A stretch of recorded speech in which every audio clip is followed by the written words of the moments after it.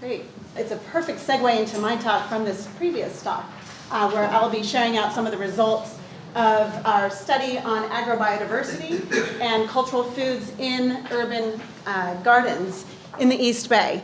And I do want to acknowledge my many collaborators. Maggie Kelly is a co-PI, Tom Carlson and Rob Benetton, who's here in the audience today as fantastic collaborators as well. And I also want to thank our community partners. Sandy Frost is one of our community partners here today from one of the gardens that I'll be speaking about. I also want to just acknowledge the incredible team of students. I was able to recruit 15 students who did a tremendous work on this project.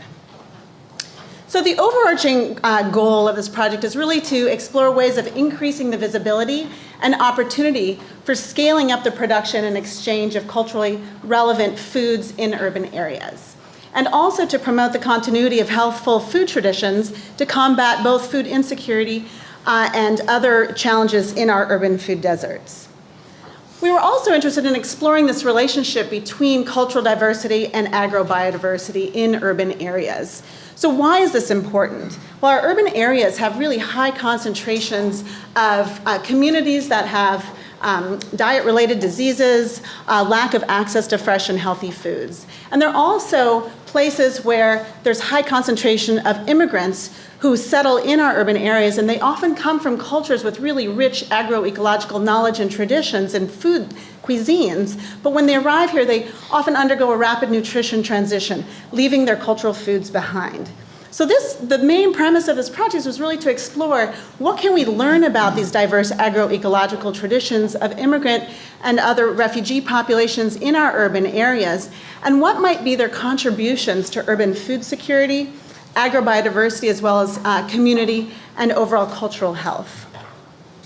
So we identified and mapped 106 East Bay gardens. These included school gardens, community gardens, for-profit farms, and nonprofit farms. And we wound up narrowing our study to focus specifically on community gardens because of the ease of access. We conducted ethnobotanical surveys with 46 gardeners from 18 different cultural backgrounds in 12 East Bay community gardens. And of those 46 gardeners, the majority of them were first-generation immigrants. And as you can see, several of them were of mixed cultural heritage, and 18 of whom were of European descent. We collected information on over 800 plants in these 12 gardens and collected 189 plant specimens, which we've pressed and are being curated at the University and Jepson Herbarium here on campus. We also took photos of most of the plants that we were studying and conducted in-depth interviews with some of the farmers on 102 particular plants that were fairly unique or of interest.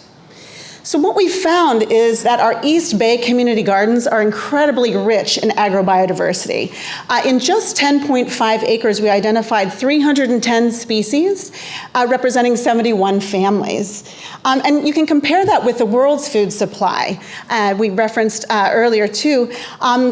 That depends predominantly on 150 species, and 12 of which provide 3/4 of the world food. So it's amazing in this tiny microcosm here in the East Bay to look at this vast diversity of plants, food plants. It's also important to note that we're only looking at the species level, but species also within them have a vast diversity of varieties, which we heard about in the millet project. So for example, Brassica oleracea is one species, and all the plants listed below here are diverse varieties of that one species. So if we were to have counted up all the varieties of the species in our study, it would be far beyond, and I'm going to talk a little bit more about that later. So when we look at agro-biodiversity and cultural diversity in gardens, you can see that some of the highest diversity in the upper left corner was found at the UC Giltrap Community Farm and the Hayward Community Gardens that Sandy is representing. And you can see also in terms of the size of the gardens, those two gardens tended to be on the larger size. You'll note down below, the UC Village Garden is also relatively large, we weren't able to get in and do a complete survey of all the plants, and that's something that we hope to continue to do over time. But I just want to point out the tiniest plot of land there that was interviewed at the Thai temple has a relatively high diversity of plant families. So it's quite interesting. Now, when we try to tease out this association or relationship between cultural diversity and biodiversity, it gets a little bit more complicated for a number of reasons. So first of all, people don't always plant plants from their cultural heritage, right? So if you're of mixed heritage, you may be bringing diverse knowledges to the table.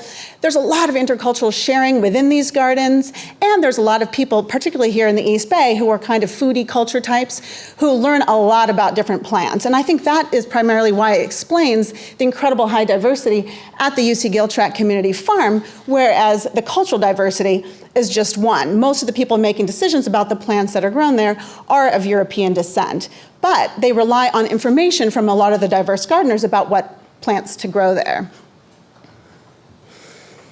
Another factor is that there are many species that are considered actually global species, and they've been adopted into multiple cuisines from around the world. So if you look at chili peppers, for example, they originate in Mexico, but you can't imagine Asian cuisine without chili peppers. And we even go out and purchase them at the store, and they're called Thai hot chili peppers. So aside from that, we did actually find a number of really interesting, unique species that are really important for cultural food traditions in these gardens. So for example, there's a Kenyan woman who shared with me about the importance of this plant for cultural reasons, for economic reasons, and for medicinal reasons. So she said this one is the most like home. The poor people can't afford to go and buy. They look for it because it's free. It helps the stomach, and if you're constipated, this is a medicine you can use.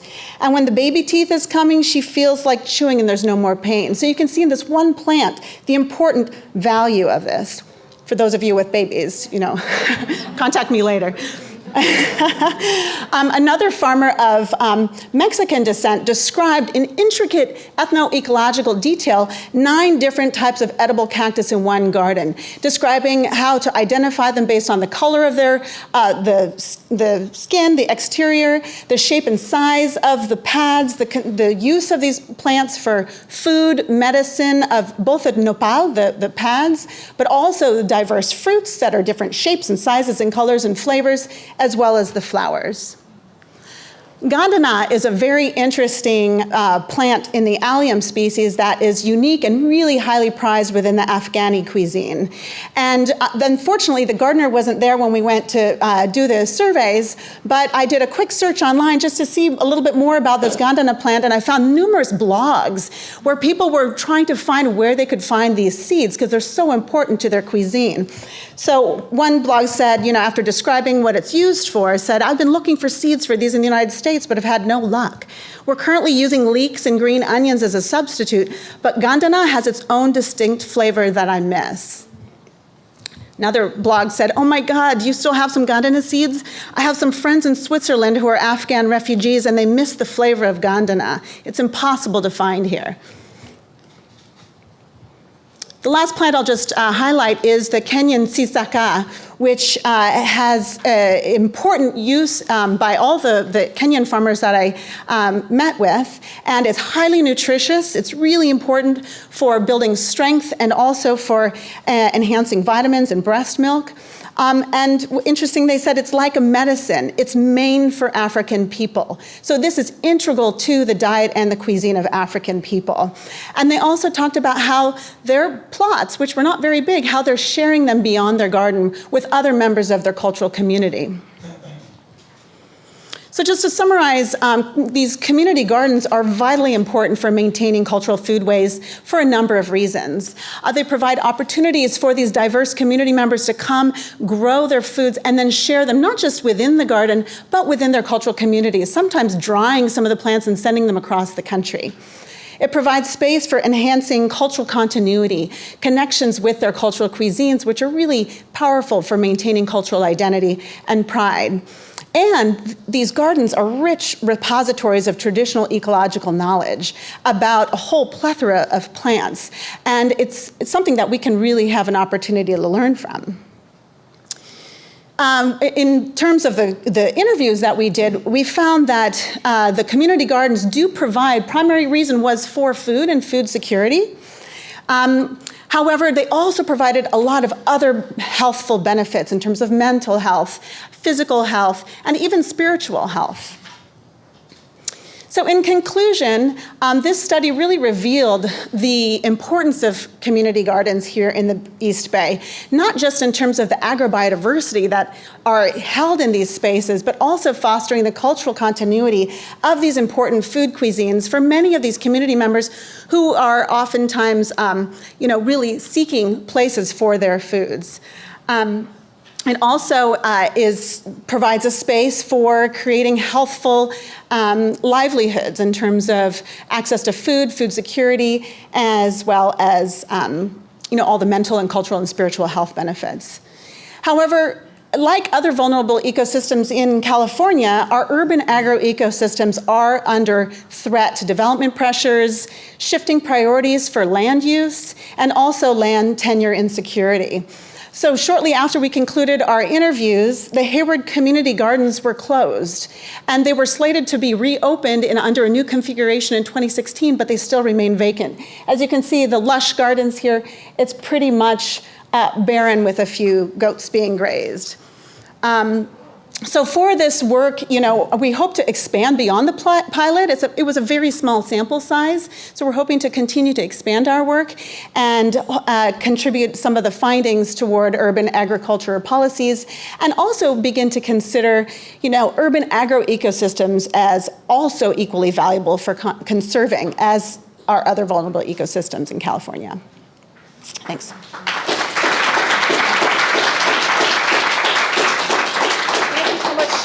And we do have time for a couple of questions.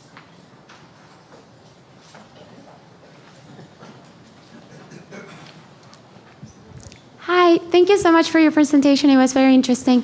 I had a quick question in regards to how have you seen your work maybe support other urban communities that have issues with cooking literacy and food literacy and nutrition literacy, because it seems like this is such a beautiful and interesting platform to help other people in the community that have a challenge or don't have the knowledge to just cook or do basic things that would help in the food security in the area. Mm-hmm. Those are really great questions. Thank you. So my work, this project really has started from scratch. It's a brand new pilot. So I really have basically gotten the extent of really beginning to understand the cultural diversity of food plants that we have.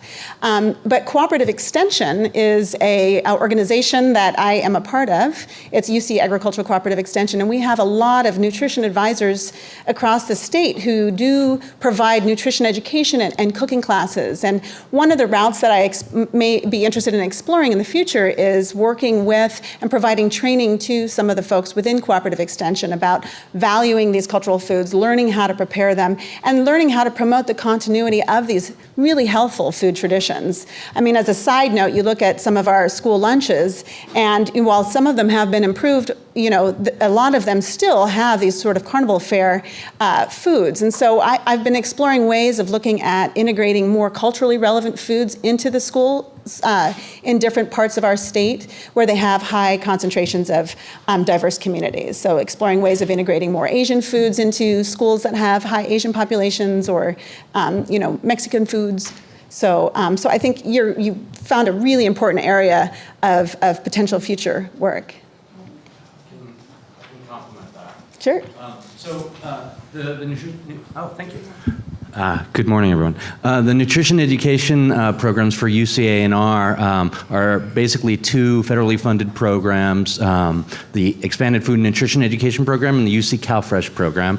The approach is basically 2 or 3 different ways. One is a 6 present set of workshops and presentations on nutrition education and sound money management. The second, and those are with very young kids, primary schoolers, and older. So they're not as focused on the food preparation in terms of the cultural food at this point, but it's really what happens at home, what they take home is the main thing. The second item is there's a focus on overall wellness policies such as smarter lunchroom approaches is one of the big holistic efforts right now within the concept of policy, society, environment, I think it is, PSE. And the third is the CalFresh program has a 17 gardens in the Oakland Unified School District in which we support very young children aged 3 to 5 and also their parents in educating them on gardening and try to approach it from that perspective. And in the long run, I think that will be the one that most likely will lead towards greater emphasis on food preparation. But that program is only a couple of years old. It's a subcomponent of the broader UC CalFresh effort. So we're at a point in a process. We're not at the end. And I encourage all of you young people in the audience to consider cooperative extension as a career pathway.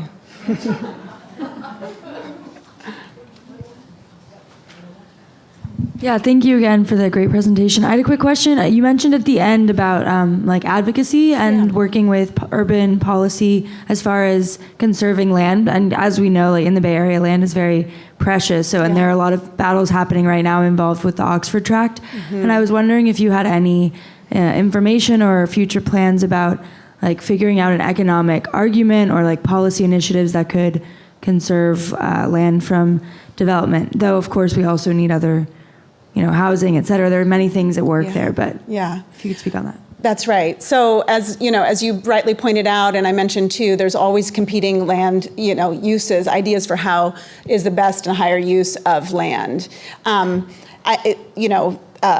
Economic arguments are oftentimes the ones that people turn to try to make the best case. It's hard to make a case for economic arguments, right?